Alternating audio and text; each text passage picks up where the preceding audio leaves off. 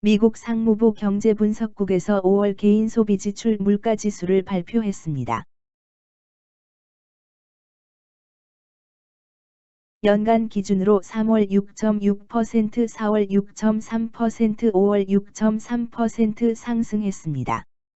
에너지, 식품 제외한 결과는 3월 5.2%, 4월 4.9%, 5월 4.7% 상승했습니다. 월별로는 3월 0.9%, 4월 0.2%, 5월 0.3% 상승했습니다. 에너지와 식품 제외한 결과는 3월, 4월, 5월 각각 0.3% 상승입니다. 전체적으로 물가가 높고 에너지와 식품을 제외한 물가지수는 안정적인 수준에 있음을 알 수 있습니다.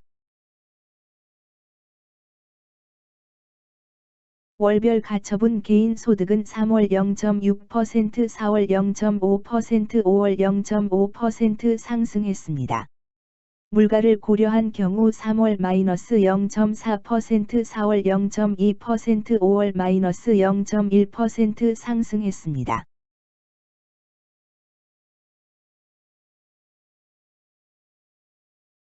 월별 개인 소비 지출은 3월 1.2%, 4월 0.6%, 5월 0.2% 상승했습니다. 물가를 고려한 경우 3월 0.3%, 4월 0.3%, 5월 -0.4% 상승했습니다. 명목 개인 소비 지출이 하락 추세이고 실질 개인 소비 지출이 5월 마이너스를 기록하면서 소비 중심인 미국 경제의 침체를 우려하고 있습니다.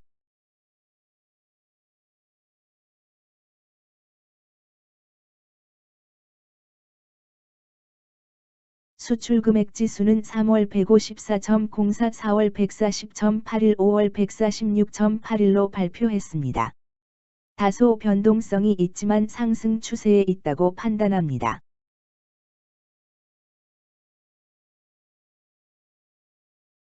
수입 금액 지수는 3월 178.11, 4월 168.58, 5월 176.50으로 발표했습니다.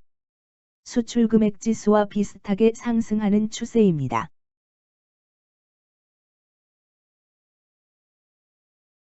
교역 조건 지수란 수출 단가 지수를 수입 단가 지수로 나눈 값을 의미하며 교역 조건 지수의 수출 물량 지수를 곱한 값을 소득 교역 조건 지수라고 합니다. 소득 교역 조건 지수로 수출 물량을 고려한 교역의 유리함과 불리함을 알 수 있습니다. 지수가 클수록 유리하다고 평가합니다.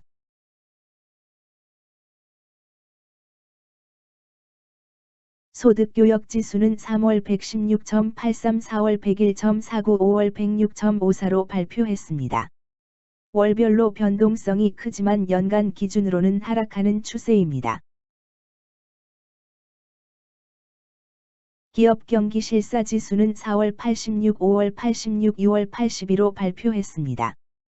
연간 기준으로 하락하는 추세입니다. 소비자 동향 조사는 4월 103.8, 5월 102.6, 6월 96.4로 발표했습니다. 연간 기준으로 하락하는 추세입니다.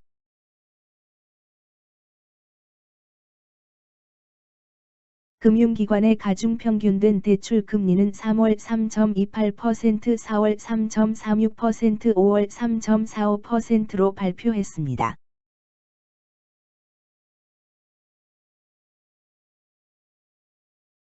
금융기관의 가중평균된 수신금리는 3월 0.96%, 4월 1.01%, 5월 1.08%로 발표했습니다.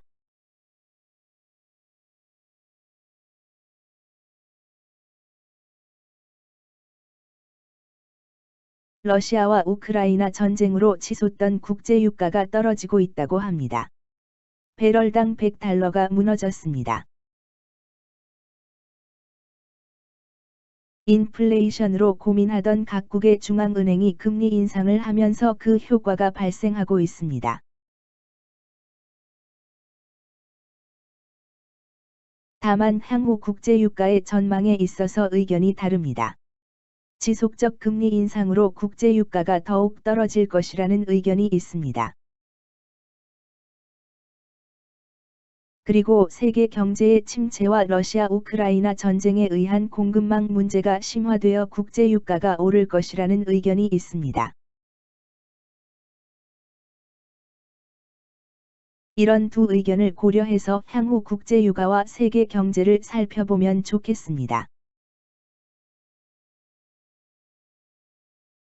이렇게 국제유가가 떨어지는 주요한 이유는 거래로 사용되는 달러화 가치의 상승입니다. 달러화 가치는 서브프라임 모기지 사태 이후 높은 수준까지 올라왔습니다. 그리고 향후 더 상승할 가능성이 있습니다. 미국의 연준이 향후 큰 폭의 금리 인상을 예고하고 있기 때문입니다. 향후 0.5%에서 0.75% 금리를 인상할 것으로 예상됩니다. 이렇게 되면 미국의 기준금리는 2%를 넘어 자산시장에 상당한 조정이 있을 것으로 예상됩니다.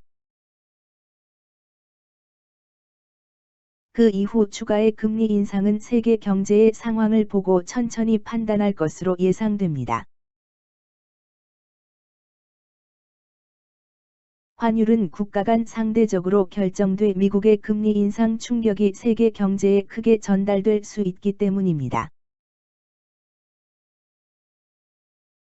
미국 경제가 다른 국가들의 경제보다 양호해서 2.5%에서 3% 정도의 금리 인상으로 물가 안정, 국제유가 안정, 세계 경제 성장을 촉진할 수 있다고 예상합니다. 한 번의 큰 금리 인상 이후 점진적인 금리 인상이 있을 것으로 예상하며, 후반기 미국을 제외한 세계의 경제는 부정적인 영향을 받을 것으로 예상합니다. 이런 국제유가 약세와 환율 상승의 환경에서 우리나라도 후반기 경제가 부정적일 것으로 판단돼 이를 고려하시는 게 좋겠습니다.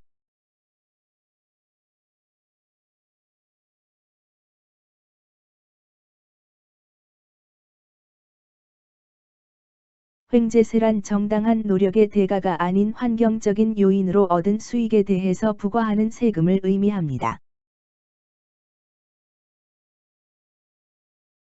영국에서 시작된 제도로 알려져 있으며, 논란이 있으나 일종의 독점세에 해당하는 시장 진화적인 세금 제도라고 생각합니다. 국제유가가 러시아 우크라이나 전쟁으로 급증한 지금의 상황에서 유럽 국가들이 에너지 기업들의 횡재세를 부과하고자 합니다. 횡재세의 적정성에 대해서 논란이 있지만 미국에서도 이와 유사한 형태의 세금을 논의하고 있다고 합니다. 우리나라의 경우도 논의가 시작되고 있으며, 법적 근거가 불확실하지만 독점적 지위에 대한 시장 진화적인 조세 제도로 시행될 것으로 예상합니다. 횡재세와 동시에 주목받는 유류세가 있습니다. 유류세는 일종의 간접세로 가격 상승 시 수요를 감소시키고 가격 하락 시 안정적인 가격을 유지하도록 기능합니다. 국내외에서 시행되지만 물가 감소 효과에 대해선 일반적으로 부정적입니다. 오히려 가격 감소분만큼 가격 상승할 것으로 판단합니다.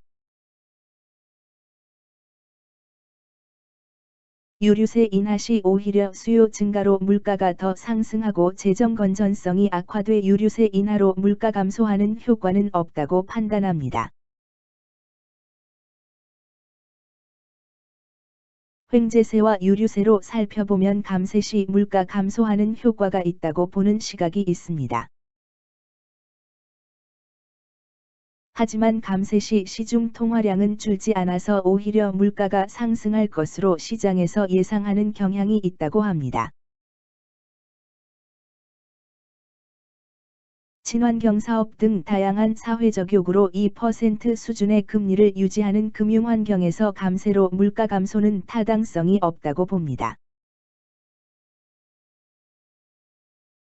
증세를 통한 효과적인 재정 운용으로 국부가 증가하는 효과를 실질적으로 체감하지 못하고 증세로 자유를 억압한다는 견해가 존재합니다. 무제한 통화 정책이 끝나가는 세계 경제의 흐름과 점점 심화되는 우리나라 경제 침체의 상황 속에서 시장 진화적인 조세 제도와 효율적인 재정 정책이 시행될 것으로 예상합니다.